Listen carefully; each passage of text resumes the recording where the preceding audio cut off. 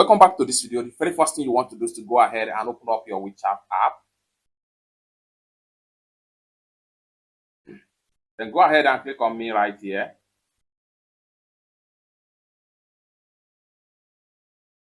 Click on settings.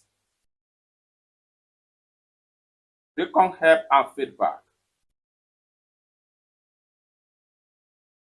Go ahead and click on this icon right here.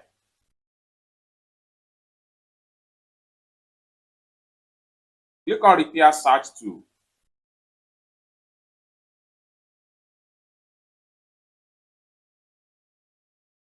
Go ahead and click on repair search for contact, chat, and chat history. So click on that to open up.